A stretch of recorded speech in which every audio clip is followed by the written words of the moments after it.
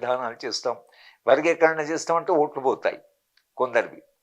వర్గీకరణ చేయమంటే కొందరికి ఓటు పోతుంది. కనుక వాళ్ళు ఏం చేస్తారంటే రాజకీయ పార్టీలు దీన్ని పట్టించుకోకుండా వాళ్ళు ఏం చేస్తున్నారంటే ఇది తేలనివ్వండి, లేకపోతే డేటా రానివ్వండి, రాజకీయ పార్టీలు జాప్యం చేస్తున్నాయి.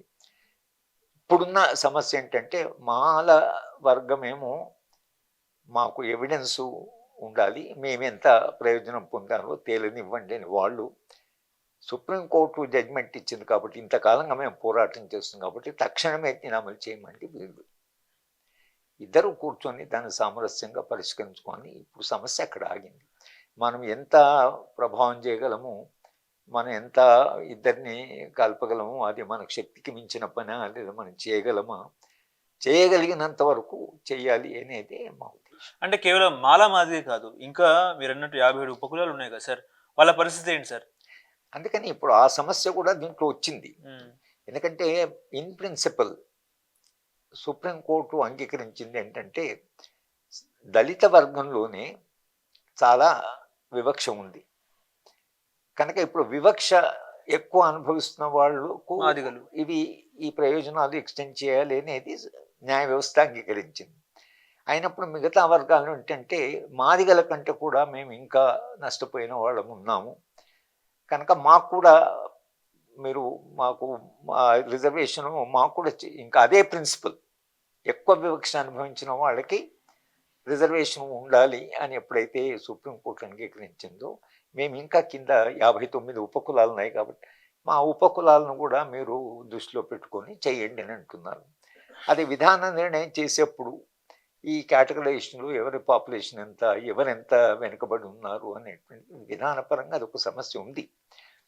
మందకృష్ణ మాదిగా మొదట దాని ద్వారా ఉద్యమం ప్రారంభించినప్పుడు ఆయన మాతో చర్చించినప్పుడు ఆయన ఇది అప్పటి నుంచి అంటున్నాడు అందరికీ న్యాయం జరగాలి, దళితుల్లో ఉండేటువంటి ఉపకులాలకు కూడా న్యాయం జరగాలని ఆయన ఒరిజినల్ పొజిషన్.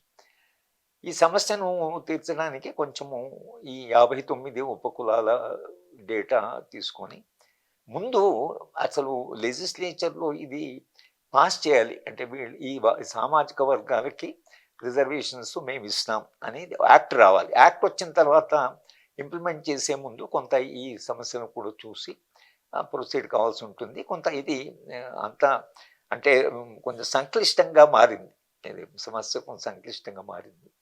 సో దాని మీద చర్చ జరిగి అది కూడా అంగీకరిస్తే 59 కులాలకు కూడా ఉపకులాలకు కూడా ఇది వర్తిస్తుందని, ఏబిసిడి అనేది ఎలా ఉంది, రోస్టర్ సిస్టమ్ ఉంది, దాన్ని వీళ్ళకు కూడా ఎక్స్టెండ్ చేస్తే బహుశా సమస్యకు కొంత శాశ్వతమైన పరిష్కార మార్గం. ఒకవేళ నేను అనుకోవడం ఏంటంటే అసలు గ్రామాల్లో దళితులకు కొంత భూమి, కొంత ఆదాయం, కొంత భద్రత కలిగిన జీవితము, తర్వాత ఈ అన్టచబిలిటీకి వ్యతిరేకంగా ప్రభుత్వాలు కానీ లేకపోతే ప్రజలు కానీ సమాజం మారాలి.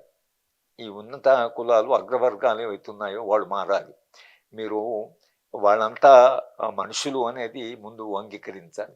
సమాజంలో మార్పు చాలా రావాల్సింది. అయితే అగ్రవర్గాలు అంటే అగ్ర కులాలు ఏ వివక్షనైతే పాటిస్తున్నారో వాళ్ళు మారాలి, అది మారాలనే ఉద్యమం కూడా రావాలి, అన్టచబిలిటీ పోవాలి. ఇక్కడే రాజ్యాంగంలో అది రద్దు చేయబడ్డది కానీ అది క్షేత్రస్థాయిలో అమలు కాలేదు కనుక ఇంకా చాలా పెద్ద పోరాటం ఉంది ముందర.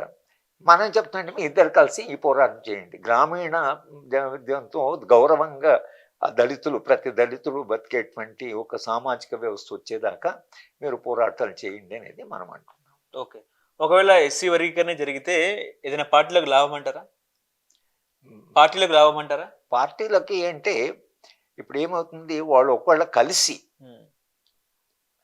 విధాన నిర్ణయం మనం ఏ పార్టీ గెలిస్తే మనకు ప్రయోజనం అంటే మొత్తం మాదిగలకి సబ్కాస్ట్ అందరూ కూడా ఈ పార్టీ గెలిస్తే మనకు ఎక్కువ ప్రయోజనంగా ఉంటుంది అన్నప్పుడు ఏమవుతుంది, మీరు 17% అంటే చాలా అది డిసైసివ్.